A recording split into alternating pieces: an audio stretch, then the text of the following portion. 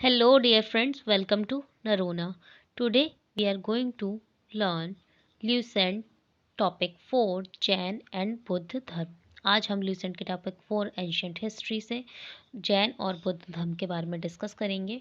जो previous topics हैं वो हम कवर कर चुके हैं। अगर आप इस चैनल पर न्यू हैं तो प्लीज़ चैनल को सब्सक्राइब कीजिए, नोटिफिकेशन बेल को ऑन कीजिए, जिससे आपको कोई भी अपडेट सबसे पहले मिल सके।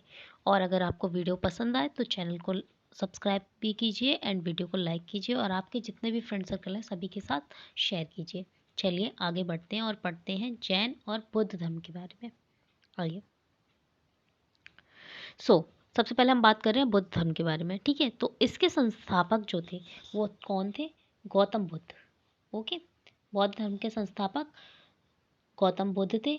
इन्हें एशिया का ज्योतिपुंज या लाइट ऑफ एशिया भी कहा जाता है, क्योंकि इनका जो ज्ञान था वो पूरे एशिया को जगमग किया इनके ज्ञान ने, और इसीलिए इनको लाइट ऑफ एशिया कहा जाता है।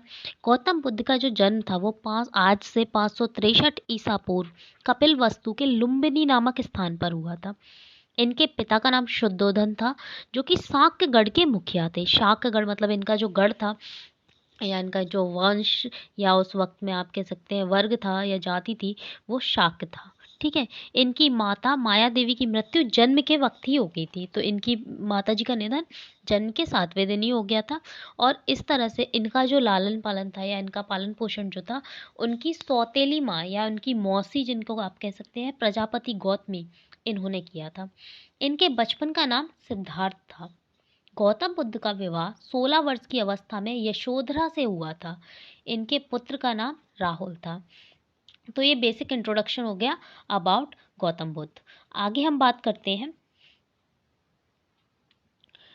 सिद्धार्थ जब कपिल वस्तु की सैर पे निकले तो गौतम बुद्ध जो थे, जब उनका विवाह हो गया और वो अपने जीवन यापन कर रहे थे, तो एक दिन वो अपने साम्राज्य में सैर पर निकले और उन्होंने 4 दृश्यों को क्रमशः देखा। अब ये 4 दृश्य क्या थे? एक बूढ़ा व्यक्ति, एक बीमार व्यक्ति, एक शव और एक सन्यासी। इन सारी दशाओं को देखकर और इन दृश्यों को देखकर उनका मन जो था वो व्यथित हो गया और उन्होंने क्या सोचा? उन्होंने इस सांसारिक जीवन को त्याग कर, अपना गृह त्याग करके, अपना सांसारिक जीवन त्याग करके संन्यास लेने का सोचा। और वो जो घटना थी, त्याग की जो घटना थी, सांसारिक जीवन को त्यागने की जो घटना थी, उसको कहा गया महाभिनिष्क्रमण। ठीक है, बौद्ध धर्म में इसको कहा गया महाभिनिष्क्रमण। गृह त्याग करने के बाद जो सिद्धार्थ थे या जो गौतम बुद्ध थे, इन्होंने वैशाली के आलार कलाम से सांख्य दर्शन की शिक्षा ग्रहण की। आलार कलाम सिद्धार्थ के प्रथम गुरु निकले। तो हिंदी में भी मतलब हिंदू जो धर्म है उसमें सांख्य दर्शन सबसे प्राचीन और सबसे महान माना जाता है। और गौतम बुद्ध ने भी जो सबसे पहले शिक्षा ली थी वो सांख्य दर्शन की शिक्षा ली थी, जिसे उनके प्रथम गुरु आलार कलाम ने उन्हें दिया था। ठीक है, अब जो आलार कलाम थे उनसे शिक्षा प्राप्त करने के बाद गौतम बुद्ध कहाँ चले गए? राजगीर चले गए और राजगीर जाकर उन्होंने रुद्र करामपुत्र से शिक्षा ग्रहण की। ओके, उरुवेला में सिद्धार्थ को कौंडिक्य, बसपा, भादिया, महानामा और अस्सागी, ये 5 साधक मिले। अब जैसे जैसे, क्योंकि उनका जीवन का मेन उद्देश्य था, क्या था? ज्ञान की प्राप्ति करना। तो ये ऐसे लोगों से मिलते रहे जिन लोगों से उन्हें तरह तरह का ज्ञान जानने को मिले और तरह तरह की ज्ञान की अनुभूति हो। ओके, तो इनको 5 साधक मिले, वहाँ से इन्होंने ज्ञान की प्राप्ति की। बिना अन्न और जल ग्रहण किए 6 वर्षों की कठिन तपस्या के बाद, मतलब 6 वर्ष तक उन्होंने तपस्या की और उसके बाद 35 वर्ष की आयु में गौतम बुद्ध को वैशाख पूर्णिमा की रात निरंजना नदी के किनारे पीपल के वृक्ष के नीचे क्या हुआ? ज्ञान प्राप्त हुआ। ज्ञान प्राप्ति के बाद सिद्धार्थ बुद्ध के नाम से जाने जाने लगे और वह स्थान जहाँ उन्हें ज्ञान प्राप्त हुआ था वह बौद्ध गया कहलाया। बुद्ध ने अपना प्रथम उपदेश सारनाथ में दिया था। तो जो जहाँ पर उन्हें ज्ञान प्राप्ति हुई उस स्थान को बोला गया बौद्ध गया, और जहाँ पहला उपदेश दिया था वो जगह थी सारनाथ। ठीक है, जिससे बौद्ध ग्रंथों में धर्म चक्र प्रवर्तन कहा गया, जब धर्म का चक्र एकदम से उन्होंने बदल दिया। ठीक है, और इसीलिए उनको क्या बोला गया, जब उन्होंने पहली बार उपदेश दिया तो उस सिचुएशन को, उस कंडीशन को बोला गया धर्मचक्र प्रवर्तन। ठीक है। बुद्ध ने अपना उपदेश जनसाधारण की भाषा पाली में दिया था, क्योंकि उस वक्त हिंदू धर्म बहुत तेजी से, मतलब बहुत ज़्यादा फैला गया था, उसमें कुछ रूढ़ियाँ आ गई थी और उस तरह से संस्कृत बहुत कठिन लैंग्वेज थी और हिंदू धर्म में संस्कृत ही बोली जाती थी और पढ़ाई भी इसी में होती थी। तो गौतम बुद्ध ने अपनी शिक्षाओं का प्रचार प्रसार करने के लिए जनसाधारण की भाषा, ऐसी भाषा जो आम जनता तक पहुँचे, तो उन्होंने उन्हीं की भाषा यानी कि पाली भाषा का प्रयोग किया। ठीक है। अब कुछ फैक्ट जान लेते हैं हम। गौतम बुद्ध के जो जन्म की घटना है उसका प्रतीक क्या है, कमल या सांड। ठीक है। गृह त्याग की जो घटना है, तो गृह त्याग करोगे तो आप किससे करोगे, घोड़े पर बैठकर जाओगे ना, तो उसका प्रतीक भी घोड़ा है। ज्ञान, पीपल का पेड़, तो बोधि वृक्ष जैसे बोला जाता है, क्योंकि उन्हें पीपल के पेड़ के नीचे ही क्या हुआ था, ज्ञान की प्राप्ति हुई थी, तो पीपल का पेड़ उनका ज्ञान का प्रतीक है। निर्वाण यानी कि निर्वाण उनका है पद चिन्ह। ठीक है, मतलब पैरों के चिन्ह। और मृत्यु मतलब जब उनके शरीर उन्होंने त्याग दिया तो उसका क्या है, स्तूप। ठीक है, आगे बढ़ते हैं। बुद्ध ने अपने उपदेश कौशल, वैशाली और कौशाम्बी एवं अन्य राज्यों में दिए। ठीक है, बुद्ध ने जो अपने जितने भी उस वक्त के महाजनपद थे उनमें अपने उपदेश दिए, जगह जगह अपने उपदेश देकर लोगों को जागरूक किया, और उनमें से कौशल, वैशाली और कौशाम्बी प्रमुख है। बुद्ध ने सर्वाधिक उपदेश जो दिए वो कौशल देश की राजधानी श्रावस्ती, जो वर्तमान में अयोध्या है, वहां दिए। ठीक है। इसके प्रमुख अनुयायी शासक थे बिंबिसार, प्रसन्नजीत और उदयन। जो हर्यक वंश के राजा थे बिंबिसार, और प्रसन्नजीत जो थे और उदयन जो थे, ये तीनों ही जो राजा जो थे उन्होंने बुद्ध धर्म का पालन किया, या फिर आप कह सकते हैं कि गौतम बुद्ध का अनुसरण किया। बुद्ध की मृत्यु 80 वर्ष की अवस्था में लगभग 483 ईसा पूर्व में कुशीनारा में हुई, जो उत्तर प्रदेश का देवरिया है। यहाँ पे चुंद द्वारा अर्पित भोजन के बाद गौतम बुद्ध की मृत्यु हुई, और इसे बौद्ध धर्म में महापरिनिर्वाण बोला गया है। जैसे अभी मैंने आपको बताया ना, निर्वाण शब्द कि उनकी मृत्यु को दिखाता है, और इसका प्रतीक क्या है, पदचिन्ह। ठीक है। मल्लू ने अत्यंत सम्मान पूर्वक इनकी अंत्येष्टि संस्कार किया। एक अनुश्रुति के अनुसार मृत्यु के बाद बुद्ध के शरीर के जो अवशेष थे उनको 8 भागों में बांट दिया गया, मतलब उनकी जो अस्थियां थी उनको 8 भागों में बांट दिया गया, और 8 स्तूपों का निर्माण किया गया। मतलब इनको 8 भागों में बांट के 8 स्तूपों का निर्माण करवा के वहां संरक्षित किया गया। बुद्ध के जन्म और मृत्यु की तिथि को चीनी परंपरा के कैंटोन अभिलेख के आधार पर निश्चित किया गया है। ठीक है। बौद्ध धर्म के बारे में हमें विशद ज्ञान पाली त्रिपिटक से मिलता है। जो बौद्ध धर्म की सबसे ज़्यादा जानकारी हमें किससे मिलती है, पाली त्रिपिटक से। बौद्ध धर्म मूलतः अनीश्वरवादी है, मतलब इसमें ईश्वर की परिकल्पना नहीं है। ठीक है। इसमें आत्मा की परिकल्पना भी नहीं है, ना तो आत्मा की मान्यता है ना ईश्वर की मान्यता है। बौद्ध धर्म में पुनर्जन्म की मान्यता है, मतलब जब शरीर जो आत्मा जो होती है, जो एक शरीर को छोड़ती है तो दोबारा से जीवित होता है वो व्यक्ति। आत्मा की मान्यता नहीं है, लेकिन पुनर्जन्म की मान्यता है। ठीक है, आगे बढ़ते हैं। तृष्णा को क्षीण हो जाने की जो अवस्था है उसे ही बौद्ध धर्म में निर्माण कहा गया है। मतलब आपकी जो तृष्णा है, आपकी जो अंदर एक चीज को जानने की जो उत्सुकता होती है, जब वो क्षीण हो जाती है, बिल्कुल खत्म हो जाती है, किसी चीज को लेके आपको कोई क्रेविंग नहीं रह जाती, आप जब बिल्कुल अपनी हर इंद्रियों पे कंट्रोल कर लेते हैं, और उसी अवस्था को क्या बोला गया है, निर्वाण बोला गया है। विश्व दुखों से भरा है का सिद्धांत भी बुद्ध ने उपनिषद से लिया है। मतलब आपका जो संसार है वो सारा किससे, दुखों से भरा है। मतलब आप इस संसार में जब तक जिएंगे आपका दुख पीछा नहीं छोड़ेंगे। ठीक है। अगर आपको दुखों का पीछा छुड़वाना है तो आपको क्या करना होगा, निर्वाण की प्राप्ति करनी होगी। मतलब आपको आपकी सारी तृष्णाएं, सारी इच्छाएं को क्या करना होगा, खत्म करना होगा। बुद्ध के अनुयायी 2 भागों में विभाजित हैं। एक तो है भिक्षुक, दूसरे हैं उपासक। भिक्षुक कौन से हो गए, भिक्षुक वो हो गए जो कि संसारिक पूरा जीवन त्याग कर, गृहस्थ जीवन पूरा त्याग कर कहाँ रहते हैं, बिहारों में रहते हैं, बौद्ध धर्म का पालन करते हैं, संन्यास ग्रहण करते हैं और इसका प्रचार करते हैं। लेकिन वो लोग जो गृहस्थ जीवन व्यतीत करते हुए इस धर्म को मानते हैं, उन्हें क्या बोला गया, उन्हें उपासक कहा गया है। क्या कहा गया, उपासक।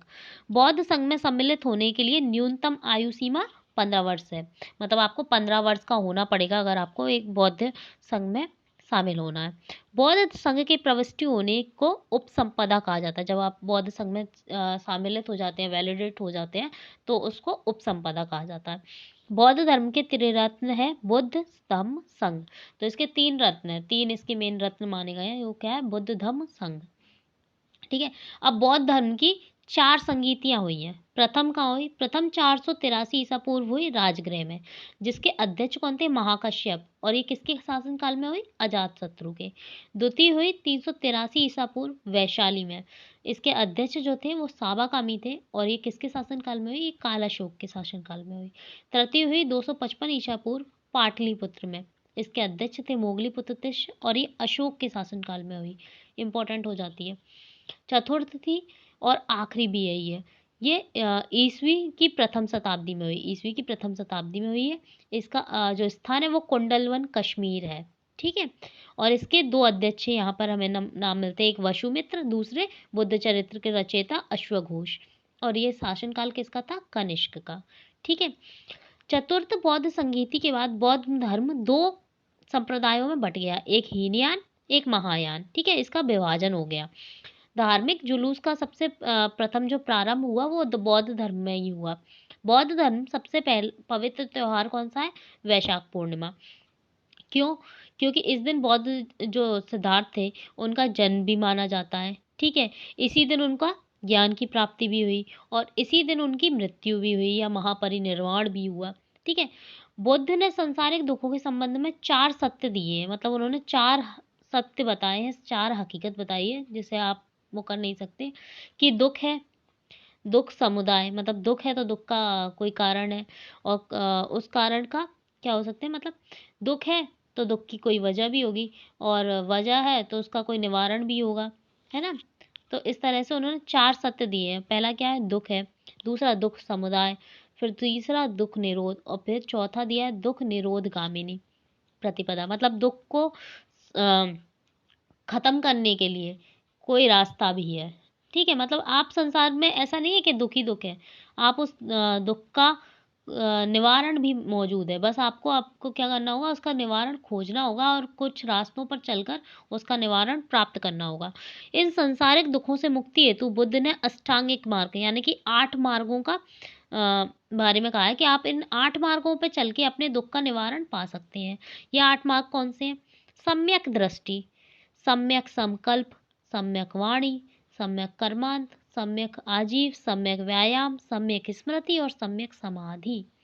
मतलब अगर आप अपनी दृष्टि सम्यक रखते हैं, आप सही संकल्प लेते हैं, आप अपनी वाणी पे कंट्रोल रखते हैं, आप अपने कर्मों को सही रखते हैं, या आप अपने सही जीवन यापन करते हैं, आप समय से व्यायाम करते हैं, आप अपनी बुद्धि को सही रखते हैं, और आप क्या संन्यास का पालन करते हैं, या आप एक तरह से मेडिटेशन करते हैं, तो आप क्या कर सकते हैं? अपने दुखों को खत्म कर सकते हैं। आप इन दुखों से क्या कर सकते हैं? निजात पा सकते हैं। ठीक है। बुद्ध के अनुसार अष्टांगिक मार्गों का पालन करने के उपरांत मनुष्य की भवतृष्णा जो होती है वो नष्ट हो जाती है, और उसे निर्वाण प्राप्त हो जाता है। निर्वाण बुद्ध धर्म का परम लक्ष्य है। मतलब आपके जीवन में अगर आपने बुद्ध धर्म अपनाया है तो आपके जीवन का परम लक्ष्य क्या है? निर्वाण प्राप्ति करना है। मतलब अपनी भवतृष्णा को खत्म करना है। इसका अर्थ होता है दीपक का बुझ जाना। अपनी जो इच्छाएं हैं उनके दीपक का बुझ जाना। आपका जो कंट्रोल है आपकी बॉडी में बहुत अच्छा स्ट्रांग हो जाना। ठीक है। जीवन मरण के चक्र से मुक्त हो जाना। मतलब आपको तो ना तो जीवन के होने की खुशी होगी, ना मरने का दुख होगा। आप इस चक्र से ही मुक्त हो गए। बुद्ध के निर्वाण प्राप्ति को सरल बनाने के लिए निम्न 10 शील पर बल दिया गया है। तो उन्होंने 10 शील भी दी है। ठीक है। किस लिए? आपको जिससे निर्वाण आसानी से प्राप्त हो जाए इसलिए। जैसे सबसे पहले अहिंसा का पालन करना है, सत्य बोलना है, चोरी नहीं करना, किसी प्रकार की संपत्ति नहीं रखना, मतलब धन दौलत इकट्ठी नहीं करनी है, मद का सेवन नहीं करना, असमय भोजन नहीं करना, सुखप्रद बिस्तर पर नहीं सोना है, धन संचय नहीं करना, स्त्रियों से दूर रहना, नृत्यगान से दूर रहना। गृहस्थों के लिए केवल 5 फॉलो करनी है। कौन सी? अहिंसा, सत्य, अस्तेय, अपरिग्रह। ठीक है। और ये आपको 4 जो है, मद का सेवन नहीं करना, ठीक है, मतलब नशे वशे से दूर रहना। ये आपकी जो 5 है, ये आपको फॉलो करनी है। किनको? जो गृहस्थी मतलब जो सांसारिक जीवन में है। और भिक्षु जो होते थे, जो मतलब बौद्ध धर्म अपनाते थे और बौद्ध धर्म के प्रचार में ही पूरा जीवन दे देते थे, समर्पित कर देते, उनको 10 सील फॉलो करनी है। ठीक है, गृहस्थों के लिए केवल 5 है, भिक्षुओं के लिए 10 सीलों को मानना अनिवार्य है। बौद्ध ने मध्यम मार्ग यानी कि मध्यम प्रतिपदा का उपदेश दिया है। अनीश्वरवाद के संबंध में बौद्ध धर्म और जैन धर्म में समानता है, मतलब बौद्ध धर्म और जैन धर्म ईश्वर को नहीं मानता। जातक कथाएं प्रदर्शित करती हैं कि बोधिसत्व का अवतार मनुष्य के रूप में हो सकता है या पशु के रूप में भी हो सकता है। मतलब इसमें पुनर्जन्म जो होगा वो या तो मनुष्य के रूप में भी हो सकता है और कभी पशु के रूप में भी हो सकता है। ठीक है, बोधिसत्व के रूप में पुनर्जन्म की दीर्घ श्रृंखला है, मतलब बहुत ही लंबी सी एक लाइन है।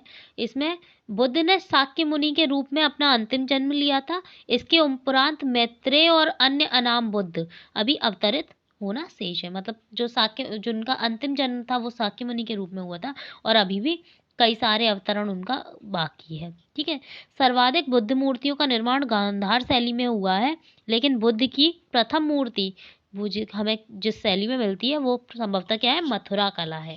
ठीक है, तो बुद्ध धर्म वैसे के तो बुद्ध मूर्तियां गांधार शैली में है, लेकिन मथुरा कला में सबसे प्रथम मूर्ति हमें बुद्ध की मिलती है। आगे बढ़ते हैं, आगे हम बात करते हैं जैन धर्म की। तो जैन धर्म के जो संस्थापक थे वो कौन थे? वो थे ऋषभ देव। ठीक है, इनके जो 23वें तीर्थंकर थे। जैन धर्म में टोटल कितने तीर्थंकर हैं? 24 तीर्थंकर हैं। पहले तो ऋषभ देव थे। 30वें कौन थे? 23वें थे पार्श्वनाथ, जो काशी के इक्ष्वाकु वंशीय राजा अश्वसेन के पुत्र थे। तो ये जाति से क्या थे? ये क्षत्रिय थे। इन्होंने 30 वर्ष की अवस्था में संन्यास जीवन को स्वीकार लिया।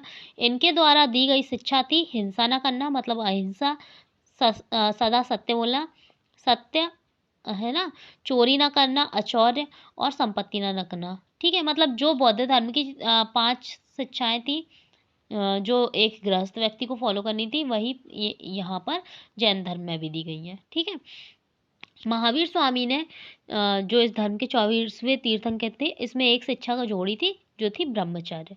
ठीक है, और महावीर स्वामी जो थे वो इस जैन धर्म के 24वें तीर्थंकर थे। महावीर का जन्म 540 ईसा पूर्व कुंडग्राम वैशाली में हुआ था।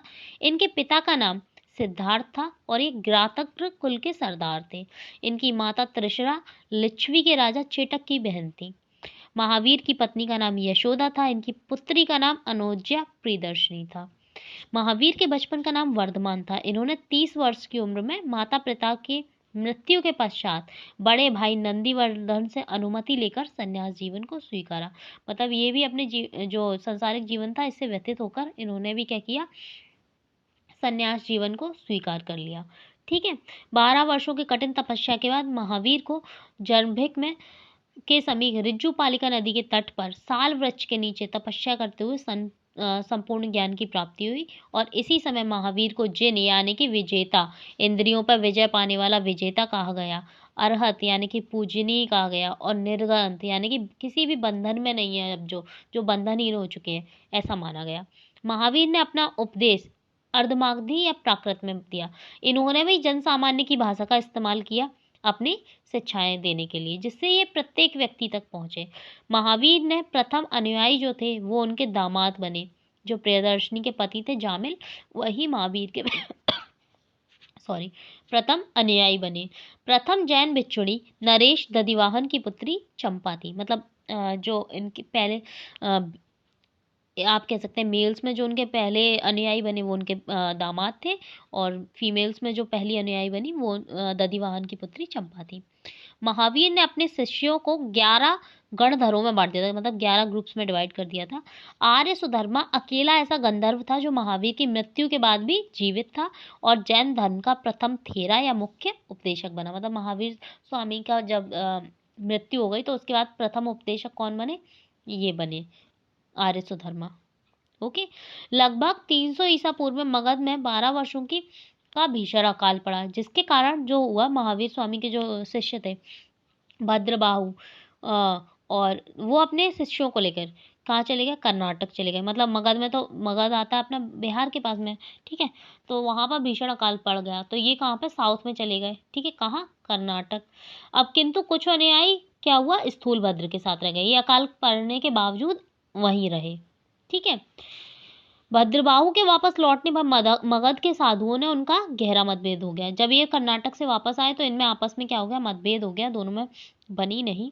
और फिर क्या हुआ, जैन धर्म जो था वो दो शाखाओं में बट गया, ठीक है। जैन मत श्वेतांबर एवं दिगंबर दो संप्रदायों में बट गया। स्थूलभद्र के जो शिष्य थे वो श्वेतांबर कहलाए, और भद्रबाहु के जो शिष्य थे वो दिगंबर कहलाए। जो श्वेत वस्त्र धारण करते हैं वो श्वेतांबर, जो नग्न रहते हैं वो दिगंबर।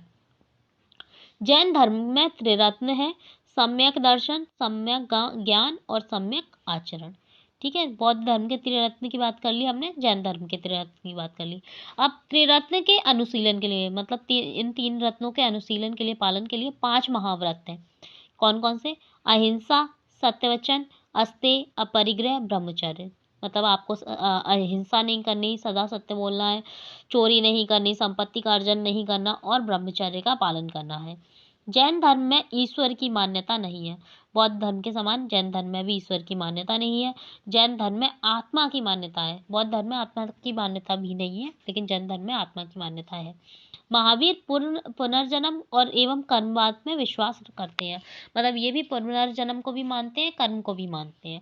जैन धर्म के सप्तभंगी ज्ञान के अन्य नाम स्यायवाद या अनेकांतवाद है।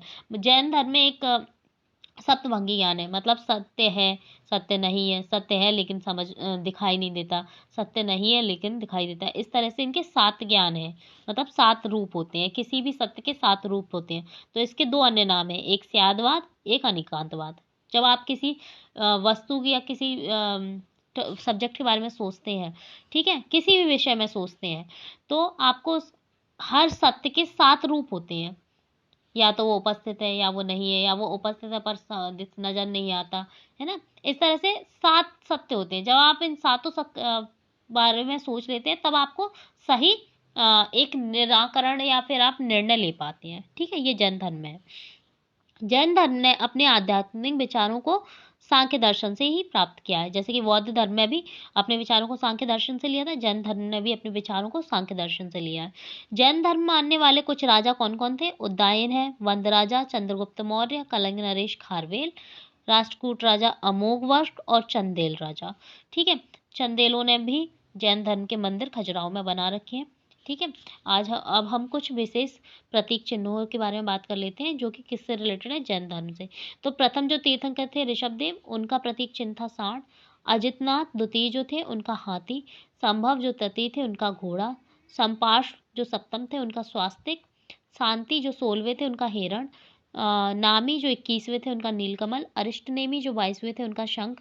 पार्श जो 23वें थे उनका सर्प। और महावीर स्वामी जो 24वें थे उनका सिंह, शेर, ठीक है। जो 2 जैन तीर्थंकर ऋषभदेव और अरिष्टनेमी का जो नाम है आपको किसमें मिल जाएगा, ऋग्वेद का, जिसमें अरिष्टनेमी को भगवान श्री कृष्ण के निकट संबंधी माना गया है। आगे बढ़ते हैं। राष्ट्रकूट राजा अमोघवर्ष और चंदेल शासक भी जैन धर्म का पालन करते थे। मैसूर के गंग वंश के मंत्री चामुंड के प्रोत्साहन से कर्नाटक के श्रवणबेलगोला में 10वीं शताब्दी में क्या हुआ, एक विशाल बाहुबली की मूर्ति बनाई गई, जिसे गोमतेश्वर की मूर्ति कहते हैं, ठीक है। खजुराहो में जैन मंदिरों का निर्माण चंदेल शासकों ने करवाया था। मौर्योत्तर युग में मथुरा जैन धर्म का प्रसिद्ध केंद्र था। मतलब मौर्य वंश जो रहा उसके बाद जो मौर्योत्तर युग आया, ठीक है, उस काल में जैन धर्म का जो प्रसिद्ध केंद्र बन गया वो मथुरा बन गया। मथुरा कला का संबंध जैन धर्म से है, ठीक है। जैन तीर्थंकर की जीवनी भद्रबाहु द्वारा रचित कल्पसूत्र में मिल जाती है आपको। मतलब जितने भी जैन तीर्थंकर रहे उनकी जीवनी आपको कल्पसूत्र में मिल जाएगी। 72 वर्ष की आयु में महावीर की मृत्यु, उनको निर्वाण प्राप्त हो गया। कहाँ, 468 ईसा पूर्व, बिहार के पावापुरी में इनकी मृत्यु पावापुरी में हुई। मल्ल राजा सृष्टिपाल के राज्य प्रसाद में महावीर स्वामी को जो था वो निर्माण प्राप्त हुआ। अब जैन धर्म में 2 संगीतियाँ हुई हैं, इनको हम डिस्कस कर लेते हैं। पहली संगीति हुई पाटलिपुत्र में 300 ईसा पूर्व में, जो स्थूलभद्र की अध्यक्षता में हुई। दूसरी हुई 6वीं शताब्दी में बल्लभी यानी गुजरात में, जो क्षमा श्रवण की अध्यक्षता में पूरी हुई, ठीक है। और इस तरह से जो हमारा बुद्ध धर्म है और जैन धर्म जो लूसेंट के फैक्ट थे, मैंने आपको पूरी तरह से कवर करवा दिए हैं। अगर कहीं कोई मिस्टेक लग रही हो आपको तो प्लीज़ कमेंट सेक्शन में मुझे ज़रूर बताइएगा, और आपको कहीं कोई डाउट हो तो भी मुझे कमेंट सेक्शन में बताइएगा, मैं क्लियर कर दूँगी। और इसी तरह अपनी प्रिपरेशन जारी रखें। 2021 प्रीलिम्स एमपीपीएससी का निकालने के लिए बने रहें हमारे साथ रोड टू नरोना पर, और देखिए हम साथ-साथ एक्सेल करेंगे 2021 प्रीलिम्स। और अन्य टॉपिक कवर करने के लिए न्यूज़ के भी हमारे साथ बने रहें। चैनल को सब्सक्राइब करें, वीडियो पसंद आता है लाइक करें, कोई कमियां नज़र आती है कमेंट सेक्शन में बताएं, और अपनी तैयारी को जारी रखें। Thank you.